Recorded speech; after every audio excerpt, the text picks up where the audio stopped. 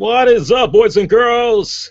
You know, if it's Thursday, that means only one thing. It's time for an all-new Impact Showdown, episode 110, covering fallout from Thursday's Impact Wrestling as seen on Spike TV. I definitely want to get those of you involved. You can do it a couple of ways.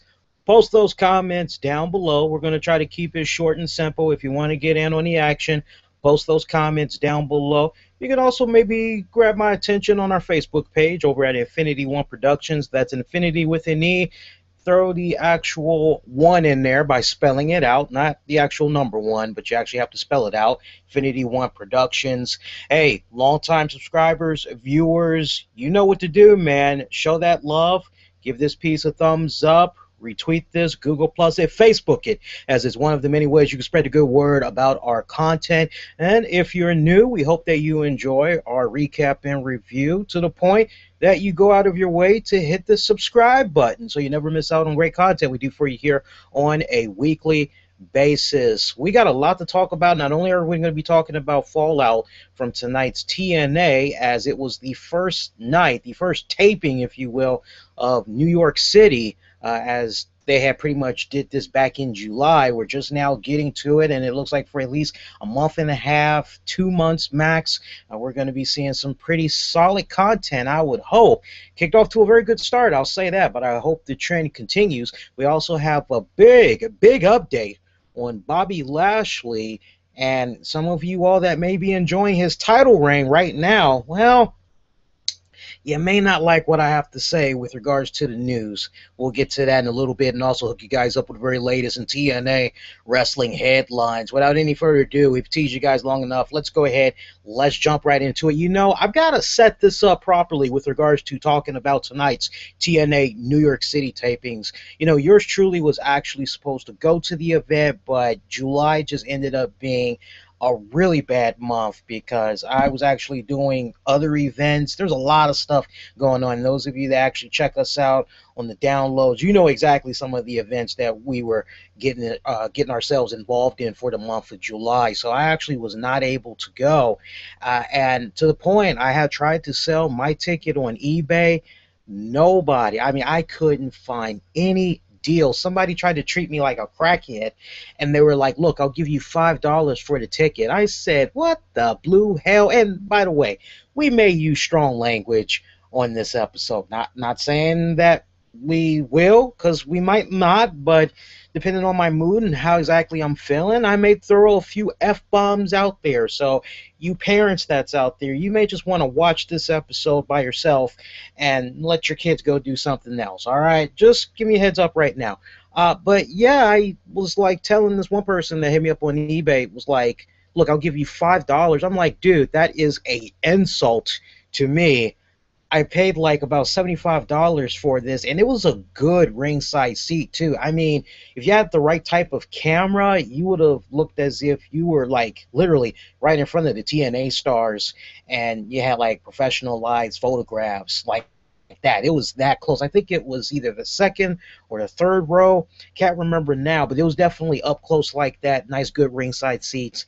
And I remember the guy came back, and he was like, well, the show is going to be happening the next day, and unless you're going to FedEx or email me the ticket, I just don't see how really you can make that much of a profit from it. Look, I'll give you $6 for your TNA ticket. And I said, dude, I would rather try to give this ticket for free to one of my coworkers that know somebody in New York, or just tear it up, put it in the trash can, and just write it off as a loss. Lesson learned.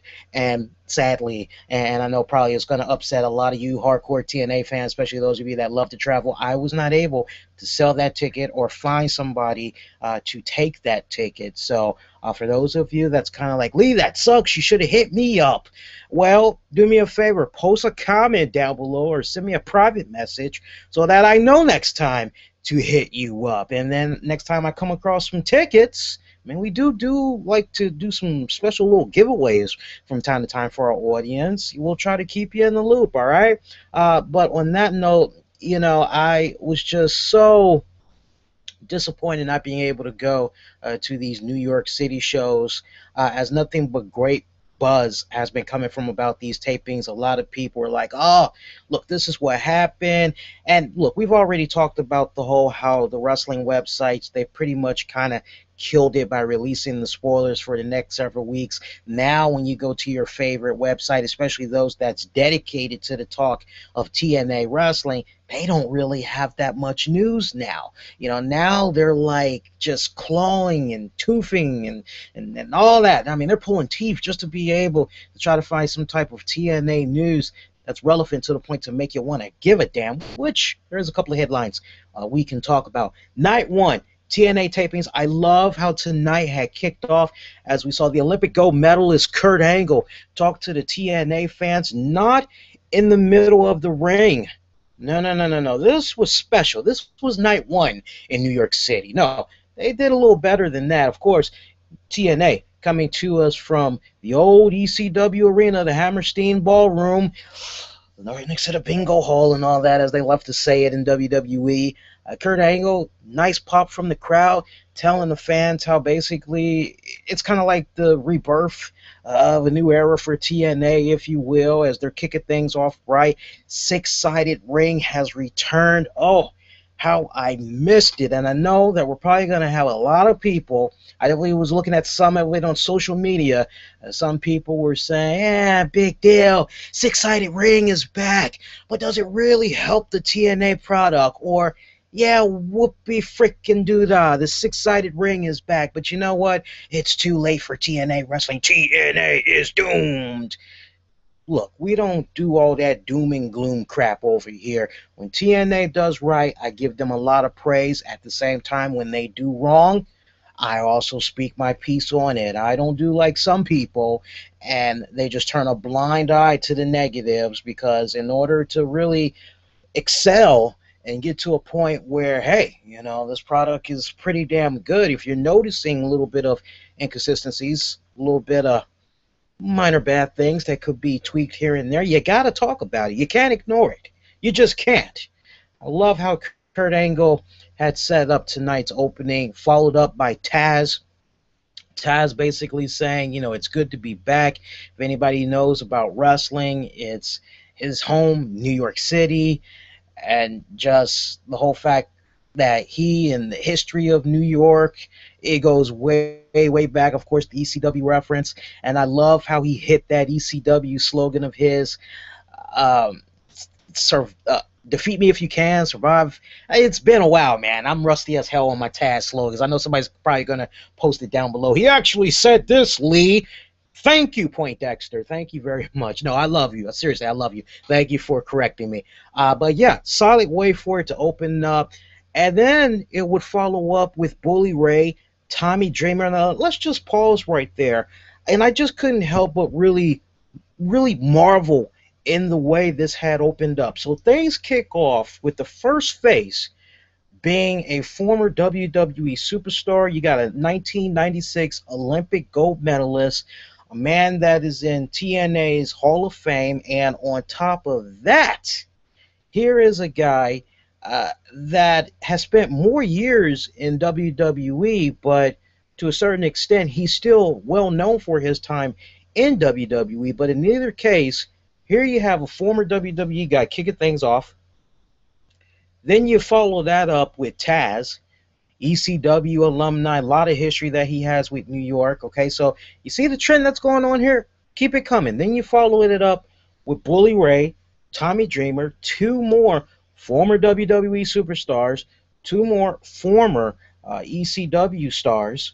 Just love that mix that's happening right there. Kurt Angle, to a certain extent, he was extreme, but he was mainly a WWE guy. But I just love the way that it had opened up with all of those recognizable faces. And I love how eventually we had saw Ethan Carter III. Who was the other guy that had got in there? Rhino. They got into the ring and all that. And I love how Tommy Dreamer had that message to Ethan Carter, kind of almost taking a little bit of a jab at WWE, as he said, look, let me tell you something, kid. This isn't a PG little product, and if there's one thing I'd like to see in wrestling going forward, it's less talking, more action. And of course, if you follow Tommy Dreamer's promotion over at House of Hardcore, then you know without a shadow of a doubt, and his shows have been getting nothing but great praise. And I highly would recommend you guys check it out. I've actually seen little bits and pieces here and there. It's a really great product, I must say. No shrewd booking, no weird shenanigans going on where it's like, oh, sorry, we couldn't get you this star, but instead, guys, we're going to do this for you instead, like a Steve O'Neill with Extreme Rising. And none of that little silly shenanigan crap is going on. You just get straight up good value for your money. And speaking of Tommy Dreamer and good value for your money and all that, I'm just thinking about cheap plugs. And I love how Tommy Dreamer was a walking freaking billboard tonight. I mean, he's got the whole t-shirt with the House of Hardcore on it, telling you how to go about finding it.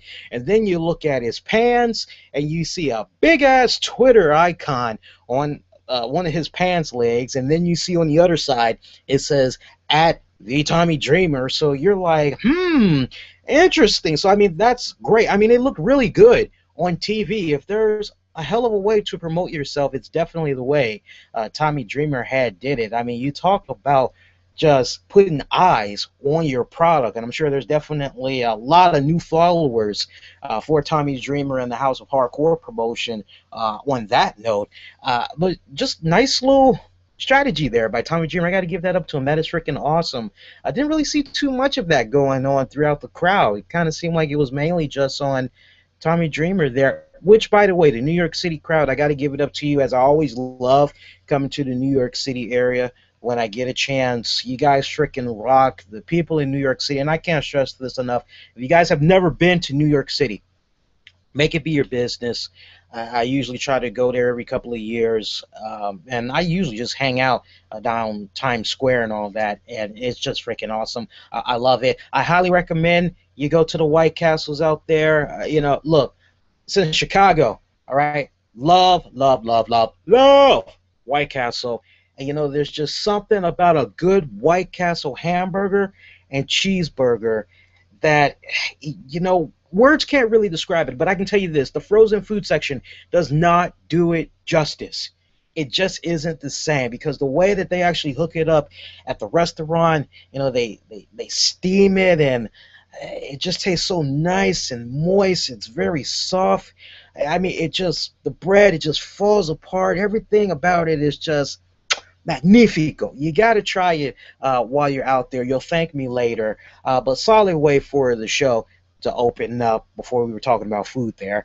Solid way for the show to open up there, as we had saw a brawl come about between all four of those men. This would basically lead to a tag team match, of which we had saw the team of Dreamer and Bully Ray pick up the no, hang on. I'm actually trying to think about that now.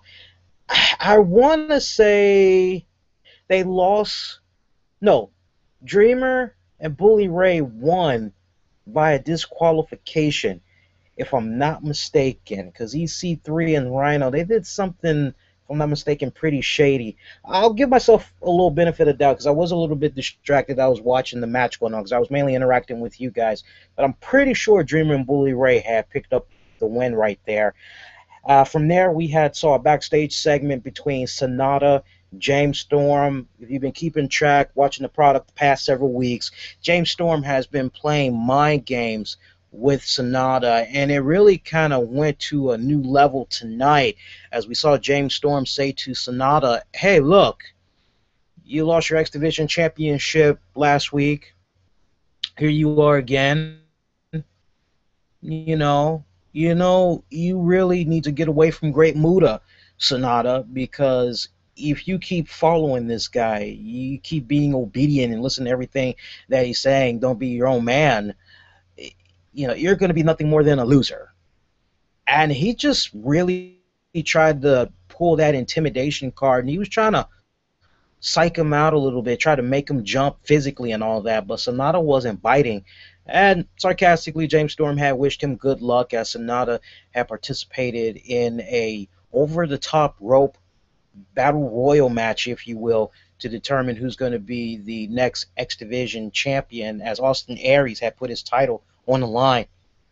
And I actually like the new element that TNA had done. Now, I know that there's probably going to be some wrestling historian out there that's probably going to be like, well, actually, this has been done before in promotions such as, but for me to see TNA do it, it was kind of fresh, is really what I'm saying, which was it started off as a battle royal match, over the top rope battle royal, that is, but then when it came to the last two participants in the match, it just became a straight up normal one-on-one match. So I like how they kind of fused the both of those together. You know, it was pretty freaking awesome. But the participants in that match, I had to jot down some notes here too. It was Austin Aries taking on Eddie Edwards. That's what opened up the match, by the way. And then every 90 seconds, a new participant would come out. From there, we had Saul Manic, Davey Richards, Tigre Uno, Sonata, Crazy Steve, DJ Zima Ion. Yeah, I pretty much named everybody that was in there. Tigre Uno, I gotta rewind it back, but I could have sworn he like eliminated somebody, and then he went over the top rope. It looked kind of controversial there. A lot of people, including myself, kind of feel as though Tigre Uno should have still been in it, but I'm just gonna say that hey, it did count just for the sake of the argument, but it did kind of look very questionable there.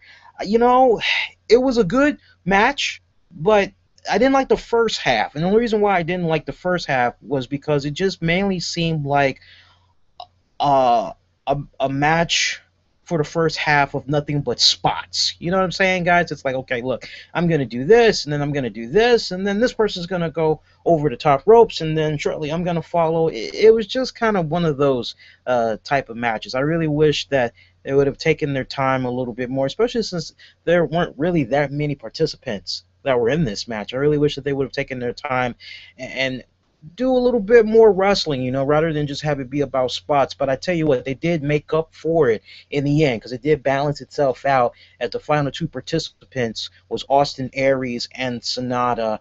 And man, I could have just watched those two guys go at it all day. Seriously, all day I could have watched them go at it. All said and done, Austin Aries retained his X Division championship, and Kurt Angle afterwards would meet up with Austin Aries backstage and tell him he has a very, very important decision to make, and it will come on next week's episode of Impact Wrestling, which is what will Austin Aries do with that X Division championship? Will he cash it in at the Destination X event and go for a shot at the world champion, whoever that may be, between Bobby Lashley or maybe it's going to be Jeff Hardy? I kind of got to tease you guys a little bit right there. Or is he going to continue to hold on to it and represent the X Division? A lot to think about. Remember, Austin Aries, he is the creator, the originator, the godfather of Option C. And Option C is basically equivalent to WWE's Money in the Bank briefcase holder. We got to be for real, and anybody that wants to try to, oh, you're mean. No, I'm not being mean. If you love your shoot DVDs, you got to go check out AJ Styles. He talked very candidly about how he didn't like that whole,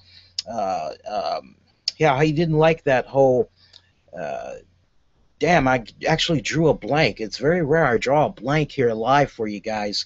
But what I was trying to say was Austin Aries had talked very candidly about that Option C for the X Division and having the title, whether or not you're going to cash it on the champion and all that. He was very vocal about it being very similar to WWE's Money in the Bank. See, I rebounded nicely there. It's live, folks. Anything can happen when we're live. I do want to take this pause, though, as we got your attention. Welcome those of you for checking us out. As your host right here, Lee Sanders, and you are checking out an all-new Impact Showdown, episode 110, covering Fallout from TNA Impact Wrestling for Thursday, July 17th.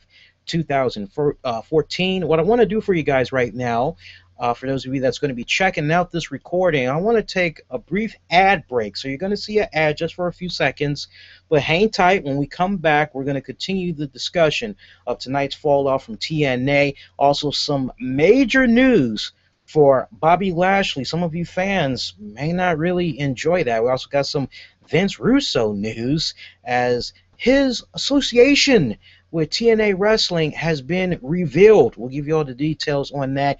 You, my good friends, are checking out Impact Showdown, and we'll be coming right back.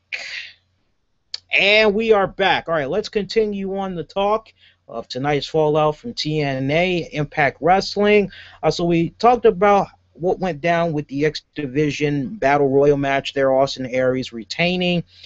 Next up, we saw Bobby Roode, Eric Young pick up a victory over Kenny King and MVP. And this was definitely a victory that they got via disqualification. It was kind of funny how this match had came about, too. We saw MVP actually cut a promo briefly as he was taking shots at Kurt Angle. He really didn't like the fact that Kurt Angle had put him in that type of a position wrestling-wise because his knee still wasn't 100%. And as you all know, in real life, MVP, he did actually have some corrective knee surgery / rehab, and he had been sidelined for several weeks. But from the moment that TNA had began taping these shows in New York to now, there's no telling where MVP's leg is. He could be at 100% right now as we're watching these tapings, and he's just playing the part. You know what I'm saying, guys? But we saw Roode and EY pick up the win as a result of MVP and Kenny King getting a hold of MVP's crutches, and they just started going to the bodies of the team of Roode and EY. Definitely comes off as if this isn't over, not by a long shot, to the point that Kurt Angle would catch up with Kenny King and MVP backstage, and he said to them, you know what, I've had enough of your crap. I'm tired of it. From here on out, I'm going to make things for you become very, very difficult beginning next week. MVP, you are going to be in a Falls Count Anywhere match between the It Factor, Bobby Roode, and MVP was like, how you going to do this to me? I got my bad knee. And Kurt Angle, he could simply not give a damn.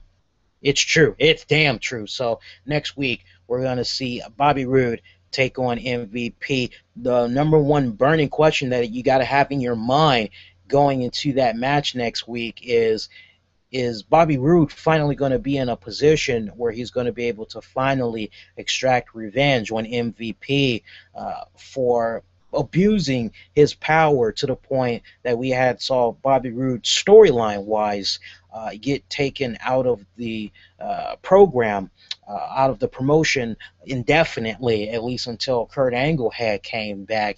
Only time will tell. We got to wait patiently until next week, and if you've done a very good job like me and not check out the spoilers, although I did know one or two things that had came about from these shows, pat yourself on the back. You did a good job staying away from the spoilers, because in this day and age, it is really hard to get away from spoilers. I mean, you literally have to kind of be like antisocial on social media.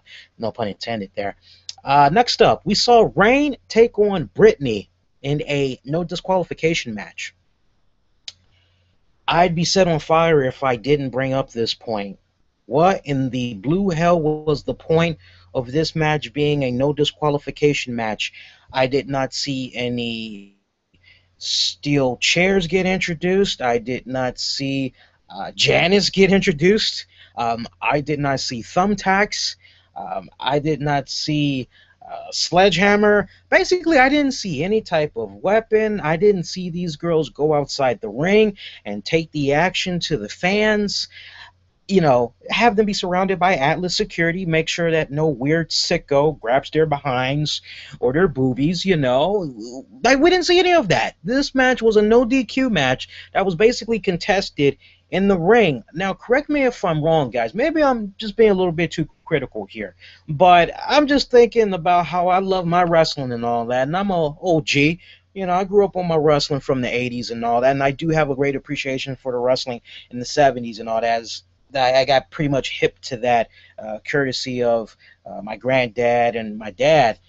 But it just really, when I think about a match that's going to be contested as a no DQ match, I'm saying to myself, okay, so we're going to see the weapons. We're going to see them go outside and take their time fighting outside the ring and all that.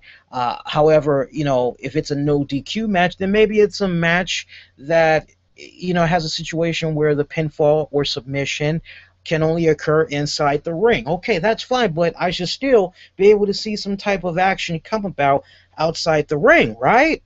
I was just a little, seeing this particular match and hearing that it was a no DQ, and yet the girls just kept it in the ring like 99.9% of the damn time. But in either case, now look, I'm not crapping on the match. I'm just talking about the stipulation that was added. But in either case, it was a damn decent match, I must say, between Rain and Brittany. And I love how Rain had first came out, and she basically just tried to get into the face of Brittany. I love that. I think it's very important that little details like that happen, because if you just think about it storyline-wise, Madison Rayne has just been upset with Brittany, because as far as Madison Rayne is concerned, Brittany has basically put Madison in a position where Madison may feel she should be the Knockouts champion right now, but due to the mental instability of Brittany, that's why Rayne is in the position that she's in. Not to mention, Brittany had attacked Rayne a couple of weeks back, just kirked out on her and all that, flipped the hell out. So I love seeing Rayne come out and basically, first took it all in. The fact that she was in New York and the fact that she was about to do this match, she just stopped by the stage ramp area, took a breath for about 3 seconds, went on down there to the ring, and was all about business, was just trying to get all up in Brittany's face. I love that. That's smart booking. Too many times in a lot of wrestling promotions, and I know you guys know exactly what I'm talking about, we could see a rivalry just like this, and yet when it comes to the match, everybody does their whole entrance, and they're playing up to the crowd and all that, and it's like, wait a minute, if somebody did this type of foul crap to you, you definitely want to be getting all in their face, ready to beat that ass. You know what I'm saying? So I love how they had booked it and all that. And Rain actually looked very strong in this. I love the sick finisher that she had did to Brittany at the end. Mike Tenay and Taz, they had called it some type of a modified DDT. That's not how I looked at it. I looked at that mother as like some type of a sit-down power bomb.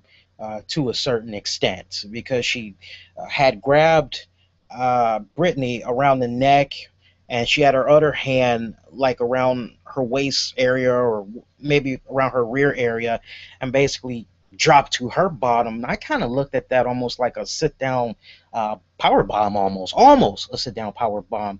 You guys are more than welcome to discuss what the hell that finisher was that you had saw. But in either case, Madison Rayne looked very strong right there. Want to take this pause, welcome those of you that's checking us out right now. Your host right here at Black Avenger, Lee Sanders. You're checking out Impact Showdown episode 110, as we are covering fallout from tonight's episode of TNA Impact Wrestling for July 17th, 2014. Remember, if you're enjoying our recap and review so far, go out of your way, leave those comments down below. Make sure you give this piece a thumbs up if you're enjoying us.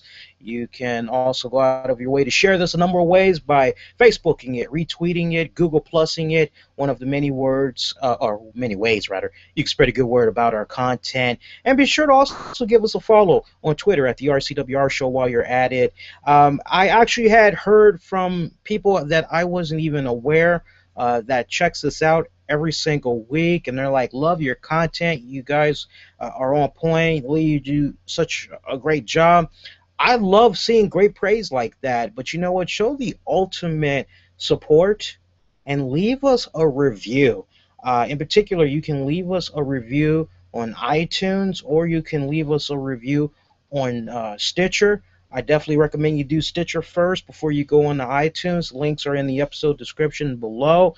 Best part I like about it, it's free. It only takes a couple of seconds of your time, and plus, if you really do love and enjoy our content, then why not show your support and appreciation for us by posting a rating and review, and that way other people will have a much easier time coming across our content. Don't keep this whole goodness all to yourself. Share the wealth, man. Pass it around. All right, let's continue on and talk about fallout from TNA here. What I want to talk about next, I mean, man, we just pretty much blazed right through everything. Great Muta is said to be popping up, I believe, on Impact Wrestling next week, or maybe he's going to be on that Destination X show. I know he was definitely supposed to do that. A little murky right now in my mind. We'll know for sure next week. Main event match, Jeff Hardy taking on Bobby Lashley. Now, for those of you that did check out the spoilers, I'm sure you all have probably heard the buzz about Jeff Hardy taking a nasty bump as he did a swanton bomb from the top turnbuckle onto some steel steps, and it was like, wow, Jeff Hardy died, you know. Well, this was the episode. We saw it, and I gotta tell you, that was a insane spot. I mean, that was ridiculous, and I'm like already anticipating next week's episode because I didn't check out the spoilers, but I'm telling you right now, this is just thinking ahead. If Jeff Hardy actually wrestles on next week's episode, because you know for these New York City shows, each day that they were there in NYC, they basically did like 2 to 3 shows back to back. So if Jeff Hardy actually wrestled on next week's episode, which they would have taped immediately after what we just saw tonight, mad props to that man, because I don't think I could have done that. I mean, hell, when I did briefly wrestle, I did a damn DDT wrong, and I pretty much had said, I'm done. My neck's screwed. I'm done. Bye. And I never got back in the ring again after that. But yeah, mad props to Jeff Hardy for doing that sick swanton bomb. And is it just me, or is Bobby Lashley as the TNA World Champion starting to grow on you? You know, I mean, when it first happened, I couldn't help but go, okay, this is interesting. All right, well, let's kind of see where it goes. I know there were some people that was kind of like, oh, no, not Bobby Lashley. But over the past several weeks, you got to give it up to TNA Wrestling. They've been doing a phenomenal job, I feel, and this is just my honest opinion. I could be wrong, and if I'm wrong, it's okay to disagree. That's the name of the game, you know. But for me, I really feel that TNA has been doing a really great job in booking Bobby Lashley and setting up these great video packages for him, basically saying, look, this man, he eats, he sleeps, he breathes wrestling. He's a freaking destroyer. He's the beast. He's the boss. He don't have time to play games. You know, you get in the ring with this man, he is all about business. He's the be-all, end-all. I mean, he is really living up to being a TNA World Heavyweight Champion. And, I mean, honestly, if I was booking a wrestling promotion, you know, a little independent promotion, and I had my share of who I'd want to be as champion, and I had the finances, all the resources to make it happen, and I had access to a guy like a Bobby Lashley, I would probably make him be the champion of my promotion. On top of him having that whole connection to the military, he's got a great physique, as Taz and them pointed out. Guy looks like he's been chiseled out of stone. He's got a great smile. The way he talks, he carries himself very well. He comes off very well educated. I mean, just all around phenomenal athlete, has the MMA background. He can definitely connect to so many different types of audiences. You know, it's not just about the wrestling fans. It could be about the folks in military. If it's not the military, he can get the MMA. I mean, he can really just branch out in so many different avenues. And honestly, I just love the way TNA has been doing a superb job in booking Bobby Lashley. And that's for real. You know, not to mention, as a brother, I can't stress it enough. It's awesome to see a African American as a champion, especially after the Atlantic had did that ridiculous, long, lengthy 15-minute article talking about racism in a certain promotion, and you know, then you kind of think to yourself, well, TNA has been very kind to minorities, haven't they? Yes, they have. So I have no problem with Bobby Lashley being champion, but phenomenal matchup between Lashley and Jeff Hardy. I didn't think I was going to be able to really get into this match as I thought I would, because I was just thinking about the styles, the unique styles at that, of both of these two, man. You got Bobby Lashley. He can go that whole technical, little slow paced route. And then you go to Jeff Hardy. He's pretty much the striker slash luchadorish, if you will, high flying risk. So I was having a hard time kind of really picturing how these guys were going to gel.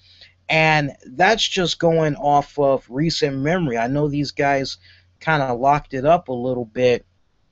I want to say in WWE briefly, but I actually don't really remember it like that. So for me, it was kind of like watching it for the first time tonight, but with a fresh set of new eyes. Great matchup between those two guys. Bobby Lashley retaining his World Heavyweight Championship, did it in great style. Great main event match, too. I'd have to say, out of the 5 matches that we had for this night, I definitely got to give it up to Lashley versus Hardy.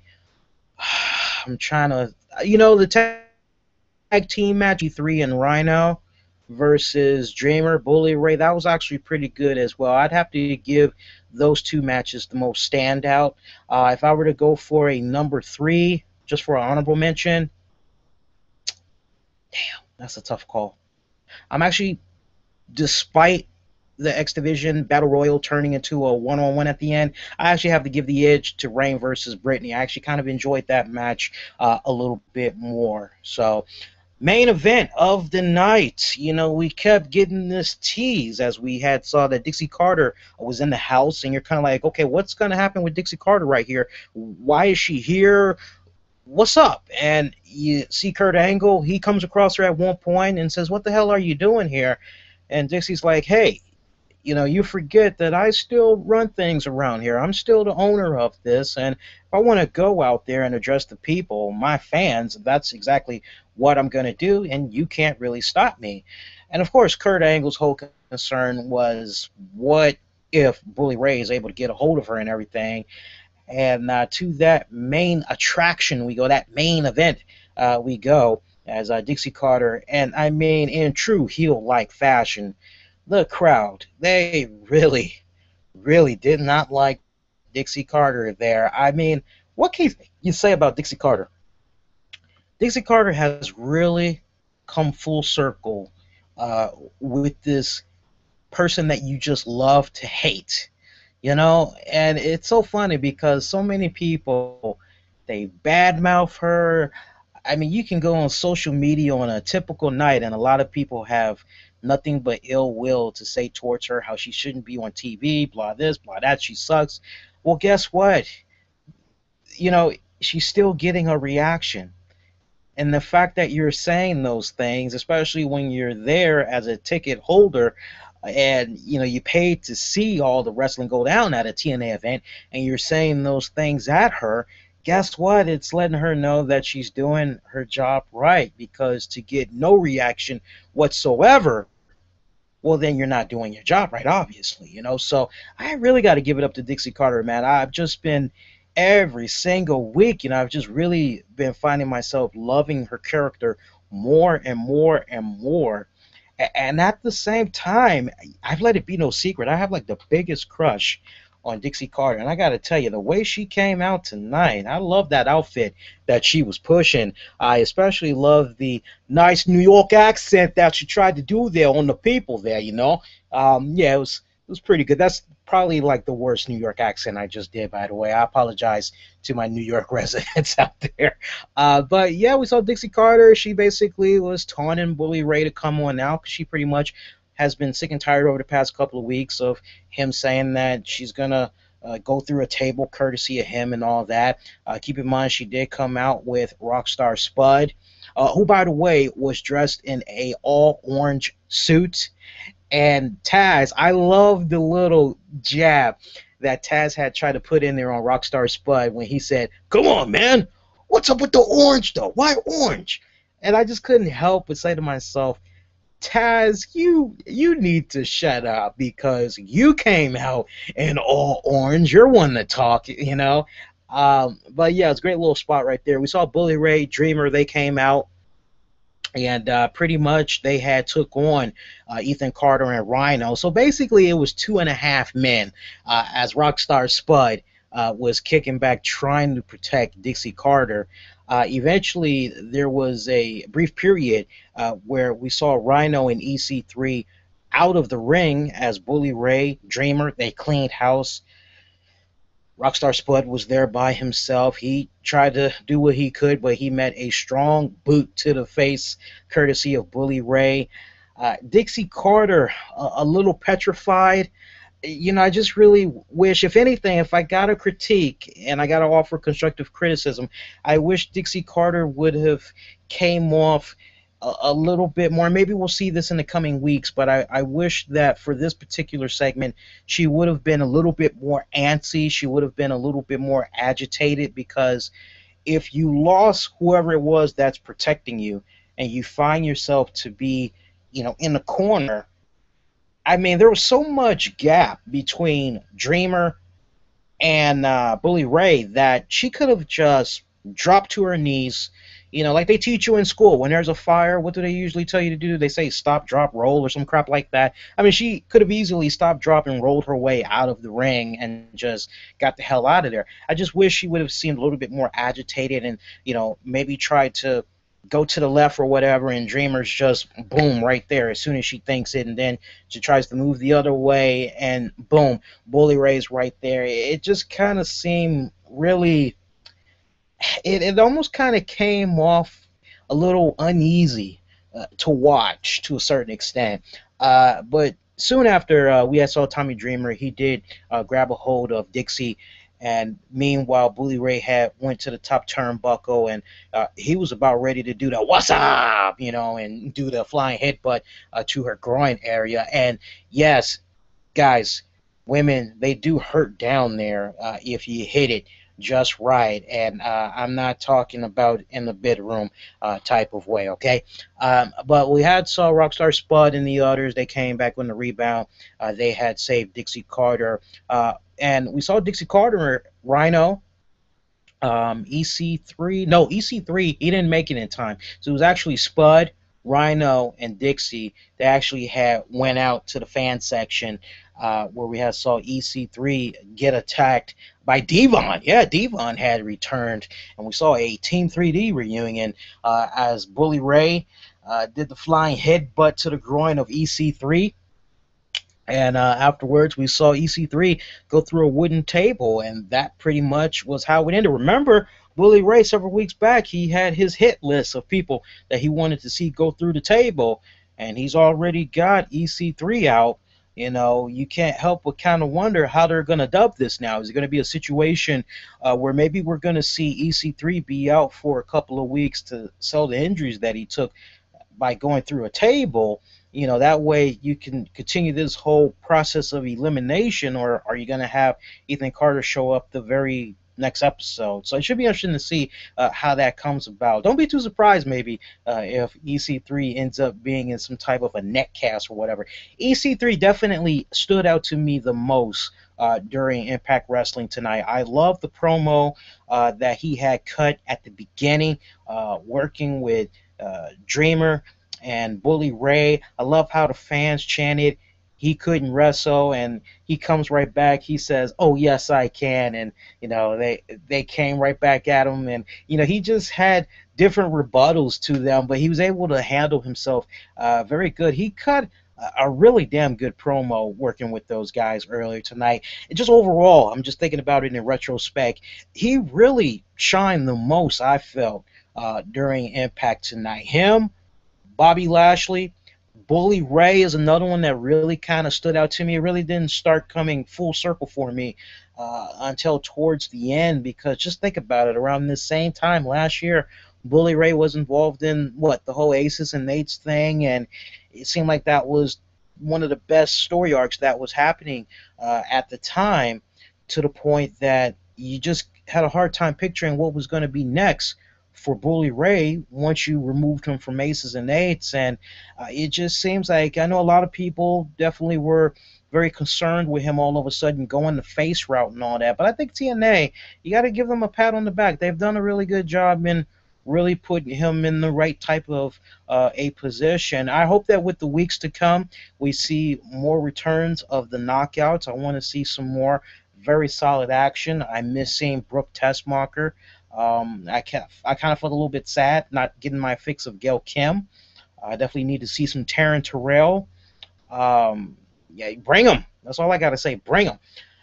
Want to take this time, thank those of you for checking us out. We are now going to take one last brief ad break. So for those of you that's checking out the recording of this, you're going to see one more ad break. Hang tight for a few seconds. We're going to come on back and we're going to talk about some TNA headlines. We were teasing you guys with some stuff earlier as Vince Russo's affiliation with TNA Wrestling has been revealed. Also, we got some Bobby Lashley news. Some of you guys may not be too keen on that. So we'll dive into all that. I'll also give you some quick programming notes. So stick around. You are checking out Impact Showdown. All right, and we are back. Let's continue on the discussion of some TNA headlines. One thing that I thought was very interesting, and I actually had checked out the interview, I actually listened to the interview and read the transcript for it. Former TNA star Christian, he was recently a guest on Chris Jericho's Talk is Jericho podcast. It was a very lengthy interview as well. And during the interview, highlights had included Christian's run in TNA back in 2005 and him returning to WWE a couple of years later. I actually want to read to you some of those highlights from the interview. With regards to signing with TNA back in 2005, direct quote, "For me, at the time, I was just really mentally spent. The opportunity to go back to TNA came not long after, or correction, the opportunity to go to TNA came not long after. Their schedule was really friendly for what I wanted. They were up and coming. The schedule was just 4 days a month back then, just to drive to Orlando. I think at the time they were on late on Saturday night when I got there. I just took the opportunity. I felt it would even help me grow a little bit as a performer and fit the lifestyle that I wanted." He also had compared TNA to WWE. He said, well, it's obviously the sheer size of the companies. WWE is just the number one, but the other one, TNA, was really trying to find its identity. There were lots of great guys there, lots of young guys trying to find their identity. Back then, it was really young versus established. His favorite folks that he liked to work with in TNA, AJ Styles, Samoa Joe, Frankie Kazarian. He said he really felt that Frankie Kazarian is very underrated. And with regards to his return to WWE, he said, once again, I quote, "funny because I don't think I was really thinking clearly at the time.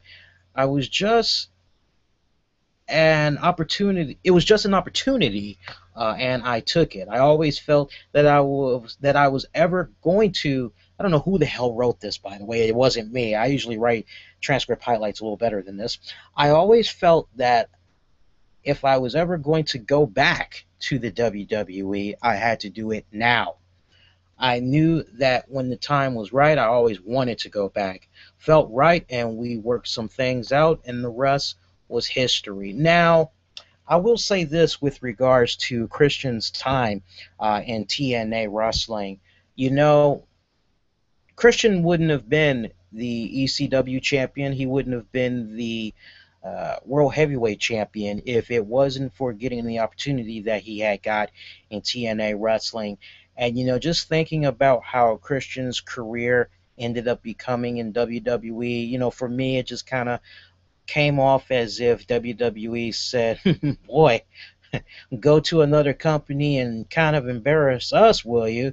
We're going to make you pay for that. And then, you know, you hear about the whole blue dot on his face and, you know, all that. There's a lot of things that just add up. And to this day, when I look back on wrestlers involved with the TNA product, Christian is one I wish that was still involved with the company to this very day. I wish that TNA Spike, I wish they would have been able to work something out with him to keep him there longer. Whatever deal WWE made, they basically matched it, and if it meant to give him a little bit more time off so he could spend with his family and all that, then so be it.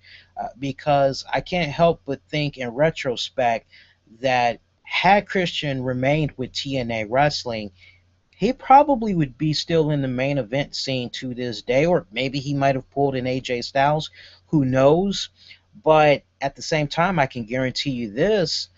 I bet you he wouldn't have been in a position where now it looks like he's going to be retiring because he keeps getting concussions left and right, and that's a result of the rigorous road of being a WWE superstar. I just felt that really when he wanted a chance to prove himself and say, look, I have a voice. I know what I'm really capable of. I just feel as though I haven't been given the right platform to shine and really make it count. Just be unfiltered, uncensored. Let me do my thing. Just give me the chance. TNA gave him that chance.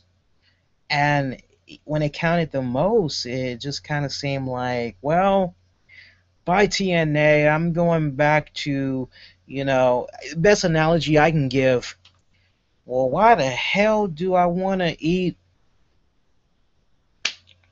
Why the hell do I want to eat ramen noodles when I can go over here and I can have myself some prime rib, sauteed baked potatoes, Caesar salad, fine wine, and cheesecake for dessert made from scratch. I mean, it's just basically like that. Let me know what you guys think about that, or with regards to Christian's time in TNA and all of that, and we'll probably follow up on what you guys have to say on our weekend edition of the RCWR show. But check that out when you guys get a chance. It was a really great listen. Vince Russo, he had came clean on his involvement with TNA Wrestling. Here's what he had to say on his official website, pyroandballyhoo.com. Recently, I accidentally sent an email to a third party that was not meant for their eyes. The email concerned my current involvement with TNA Wrestling. TNA rendered my services as a consultant to work with their announce team of Mike Tenay and Taz. The condition from their side was that I kept it confidential between the two parties. As their employee, it was up to me to honor their wishes, so that's what I intended to do. My integrity means everything to me, so I just hope you can understand and forgive. Peace. So now that you know Vince Russo's involvement, have you guys genuinely noticed anything different with the commentating work of Mike Tenay and Taz? I gotta be honest, it kind of seems like the guys have been doing a better job of telling better stories to try to make you feel connected to certain segments that you watch, but there's still that whole I can't stand these guys element to it. Me personally, you'll never hear me really complain about Mike Tenay and Taz. Honestly, I think they do a better job than some people, Michael Cole, JBL, Jerry Lawler, but for the most part, I am able to tolerate them. But for me, the best duo of all time for TNA, Don West, Mike Tenay. I would love to see Don West come back into the TNA fold. I miss that guy tremendously. I miss his Don West deals. I love that guy. Love Don West. He is freaking awesome. I still remember there was this one episode of Botchamania. You guys got to look it up online. There's this one episode of Botchamania where you see Mike Tenay and Don West. They're like at the commentating booth, and Mike Tenay goes, Don, I just heard that there's something going on in the back. We need to get to it right now. So immediately after that, they were supposed to switch cameras and go to the backstage area, but instead you see Don West, and he's like looking down. You can tell he's reading a piece of paper, and he's like trying to hurry up and find where his next line is. And he goes, we got to go out there right now. We got to see what's going on. Let's go, let's go. And it's kind of like, what the hell? I mean, it was really hilarious. You got to look it up if you guys have never seen that. Some good stuff right there. Also, we were teasing you guys earlier about Bobby Lashley this may be a strong indicator for his future as TNA champion goes. Bellator MMA, they announced that Bobby Lashley has signed a deal with the company. He's expected to make his Bellator debut at Bellator 123 in Connecticut. He's going to be taking on Josh Burns, who's 8-7 in MMA and 0-4 in Bellator. One more time, he's been 0-4 and Bellator. That means he hasn't gotten a victory yet, for those of you that don't know that whole ratio stuff. It looks like this fight is going to be going down Friday, September 5th, and it will be airing live on Spike TV. So the main question you got to be asking yourself right now is, without knowing about the spoilers, is, okay, so just what does the future hold for Bobby Lashley as TNA champion? Is this a temporary fix until somebody else is going to be able to slide on in there? Because honestly, I was kind of relishing in the idea of a long-term champion in Bobby Lashley, at least until Bound for Glory. I mean, call me crazy, but I was really under the impression that maybe they were going to go that far with Lashley as champion. What do you guys think with regards to this? I just think it's kind of interesting how things kind of came full circle with Bobby Lashley when he reappeared in TNA earlier in the year, and he talked about how he's back for the long haul this go round. He's in it to win championships and all that, and now we kind of see him flirting with MMA again. And let's be honest, Bobby Lashley did say in a few interviews that MMA is something that he would still like to pursue, and that if the right deal had came along, he would definitely do it. But from what we've seen in the past with some of these wrestlers that try to juggle wrestling and MMA, they find themselves to be in a position where it's either one or the other. You can't do both. I want for Bobby Lashley to succeed in Bellator or MMA while also continuing to be the TNA champion as well, because I see a lot of great potential in him for a long haul. But but you can't help but think about injuries, because it happens, so I'm sure it's definitely going to give TNA a lot to think about. It should be interesting to see how TNA operates with this. Like, as the fight becomes more and more closer, are they going to have Bobby Lashley drop the title to somebody and, maybe win it back afterwards, or just try to keep working with him? What's going to happen? What would you like to see TNA Wrestling do? Do you want to see them, not knowing the tapings now, all right? We're just going off of what we know right now. Would you like to see TNA continue to have Lashley as a TNA champion, or knowing in the back of your mind that this Bellator fight is going to be coming up, would you like to maybe see them remove the title from him and put it on somebody that definitely does not have any MMA fights scheduled or Hollywood movies to do and all that? Sign off, let me know, and we'll follow up on what y'all have to say on our weekend edition of the RCWR show. But, I just think it's, I just wish that TNA Wrestling, and I don't want to talk about this for a long length of time. I'll probably talk a little bit more about it on Saturday, but I really wish that TNA Wrestling would just get away from Bellator, because, my God, I really don't see the same type of gesture being returned from Bellator, and I just think that TNA is in a weird position, because it just really kind of comes off as if, okay, ring, ring, ring, hello, yeah, hey, what's up? Look, we got this fighter. He needs some exposure and all that. We want for you guys to have him be on television for a few weeks. Can you make some accommodations for him? Yeah, sure, we'll do that. Yeah, no problem. Meanwhile, you're pushing, I don't know, heaven forbid, Samoa Joe to the side. You push Bobby Roode to the side. I'm just making an analogy here. I'm not saying it would actually happen, but just hypothetically speaking, some shuffling is going to go down, and somebody's going to be sacrificed as a result of that MMA fighter coming up. And so then you have that $1 million question, which is, okay, how many of those wrestling fans are actually going to go out of their way to give a hoot about this MMA fighter to the point that they're going to go watch this other product? I love boxing. I love MMA as the next person, but, I don't know. It's just got a bad vibe to it all the way around. I'm really not too keen on the sharing of the talents and all that. Although I do have a very interesting idea, as far as TNA and Bellator, if they really want to make this be truly explosive in a big, big way. And I'll probably talk about that this weekend. Let's get to you guys' comments and let's see what you all had to say with regards to tonight's episode of Impact Wrestling, which, by the way, I gotta admit, I'm happy to see the six-sided ring return. TNA's off to a very good start. As I mentioned several weeks ago, way before TNA even taped these New York City shows, I said to you guys, they need to hit a home run, and part of that home run may involve Dixie Carter going through a table. All right.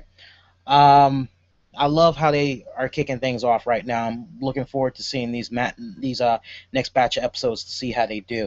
Let's get to you guys' comments if you can. And sure enough, somebody did correct me. Beat me if you can. Survive if I let you. Thank you, Saiyan. Super Saiyan. Thank you for that. King FW, I really enjoyed this episode. Bobby Lashley can't keep the belt, so I'm not worried.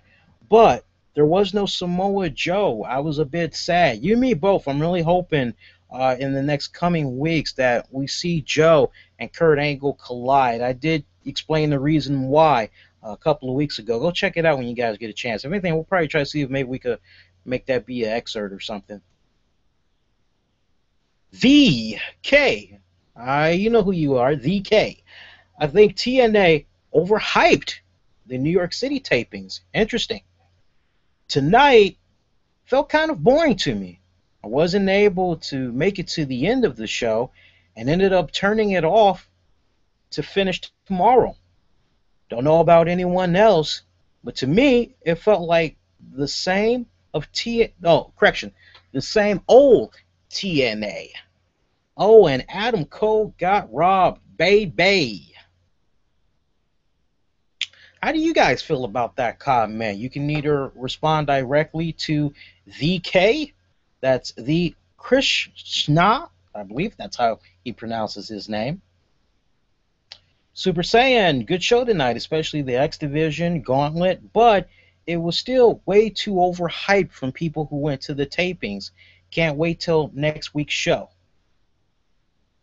Melanie, I liked tonight's Impact, but it wasn't as solid as the last few weeks. Eric, all in all, a solid episode. If they keep this quality up, again, I might start watching regularly again. MD, the Swanton Bomb on the Steel Steps by Jeff Hardy was the sickest thing I've seen in a long time. You, me both, brother. Interesting comments that we got coming from you guys with regards to, and I must admit, you know, yes and no in a nutshell with regards to this episode that they did. First night, first taping for New York City. You know, honestly, from a sentimental standpoint, I feel in my heart of hearts it was a good episode because we got to see the six-sided ring back. But you know what? That's a cosmetic feature.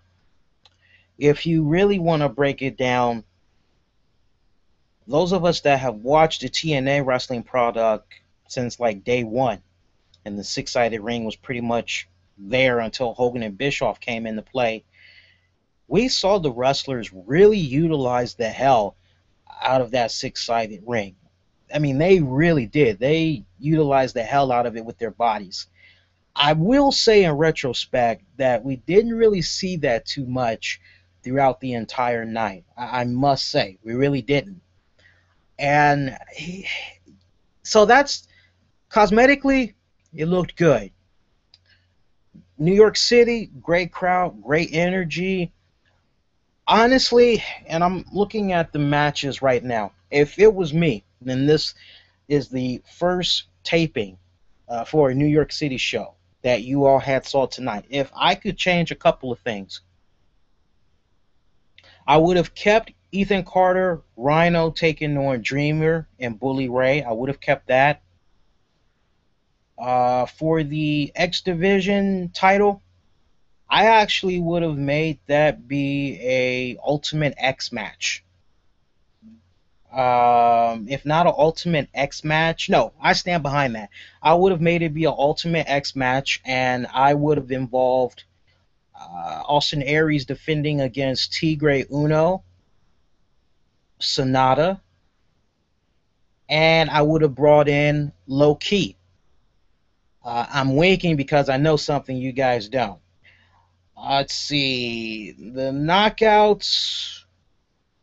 If anything, I probably would have thrown another knockouts match in there. I probably would have had Gail Kim be involved. Maybe we could have seen a return of ODB or something. Lashley versus Hardy was definitely on point. I would have put Samoa Joe in action. Who he could have taken on? Thinking about the current roster right now, I probably would have had him take on Magnus. Maybe kind of be a nice throwback, if you will, to the previous feud that they had going on back when they were involved in Main Event Mafia and they were tag partners and all that. Maybe I would be looking for a way to kind of spark things back up again between those two. I really wouldn't do that much tweaking, although I would make sure that there was a great emphasis on wrestling. With regards to that Reign versus Brittany, no disqualification, either we do just a hardcore match, just go all balls out. Then again, I think we had the wrong girl involved in that match. Reign is a new mother and all that. Maybe we could have gone in a different direction and just given both of those girls the night off, or still let those girls wrestle, just make it be a normal match. And if anything, maybe TNA could have reached out to some local New York wrestlers that have a nice, strong cult following, you know what I'm saying? And maybe we could have seen some type of a match come about right there, and TNA could have dubbed it in a way where, hey, you don't know who's going to pop up at these New York City shows, folks. Wish you were here. You should have been here.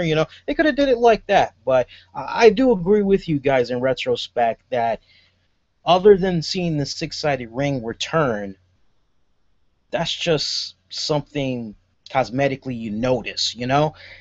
Overall, I'm actually going to say this was still a good episode, though. You got to admit, TNA has definitely been on a roll with the quality and just the whole production value, the nice segments, the promos, the video vignettes that they've been doing. They've really been stepping it up. I will give them that nod. One more time, we'll go to you guys' comments here, see if anything new is coming in before we wrap it up for tonight. Total nonstop action. Once Dixie is off screen, we will get the full-blown TNA wrestling we love. That X Division match was the shit.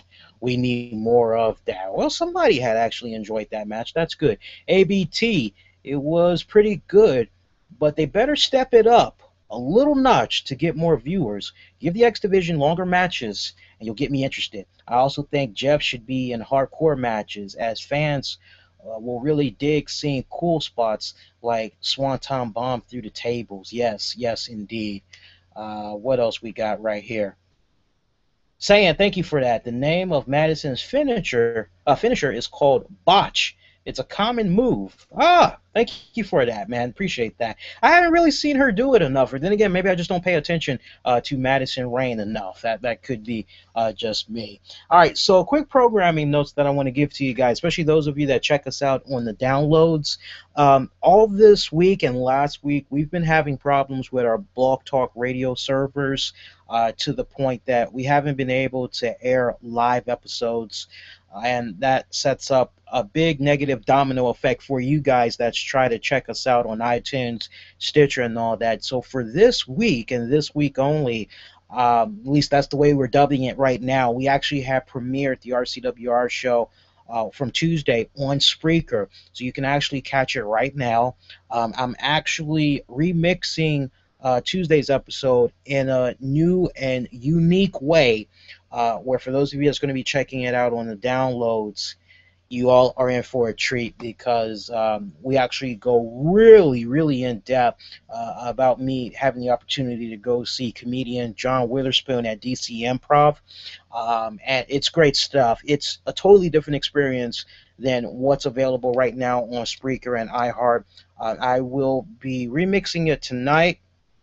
Hopefully, I can have that be uploaded for you guys to check out on the downloads. Saturday, as far as I know, we're going to actually be premiering the weekend edition on Spreaker. So you guys will be able to check us out still at our usual time of 9 p.m. Eastern this Saturday night. Join us. We'll get you guys caught up on the very latest in wrestling headlines, entertainment. You know how we do it on the weekend edition. So make sure you join us for that. And once again, hopefully we'll be able to come on back home to Blog Talk with all new live episodes. I do miss that platform and hooking you guys up on the downloads with those. Also, for you WWE fans, we have the what is it? The what pay-per-view they got coming up? I forgot now. Not Money in the Bank, Battleground. That's what it is. We got Battleground that's going to be coming up this Sunday. Those of you that's not going to be able to check it out, we'll definitely have your hookup. We'll be doing a special simulcast edition of the RCWR show, which you'll be able to catch right here on YouTube, and you'll also be able to catch it on, let's see, I don't know what we're going to do because we usually simulcast the Blog Talk. I guess we'll try to do Blog Talk just to test it out and see if they've worked out their kinks. But definitely YouTube, you guys will be able to check us out. It should be me and my broadcast partner, Titus Machiavelli, unless he is still on vacation. I will know before the weekend is out. So if you're following us on Twitter and Facebook, stay up to date as we'll be giving you guys alerts and all that. And that is pretty much going to do it. Hey, I thank those of you for staying up late with us. A lot of great talk that we had as we were talking about things TNA wrestling. One more time, if you enjoyed this episode, go out of your way, give this piece a thumbs up, leave those comments down below. Share this a number of ways by Google Plusing, Facebooking it, and retweeting. And if you're new, I'd love to have you subscribe to us. Everybody is welcomed. There's no discrimination going on over here. I don't care if you're black, you're white, you're gay, you're straight, you're transgendered, you're into comic books, you're into video games, you're into some silly, quirky stuff. I don't care what you're into. Here with our community, everybody is welcome. We treat everybody with respect and great love. So I'd love to have you subscribe to us and be part of our family so you never miss out on all the great content that we do for you here on a weekly basis, whether it's breaking news, doing some slamming interviews, or doing some really fun and insightful reviews. We got a little bit of something for everybody. So hit the subscribe button and do check us out. And I thank you humbly in advance. That's going to do it, boys and girls. A very good night. Good morning. Wish all y'all to be safe and be kind to one another. I will see you next go round. Everybody, take care.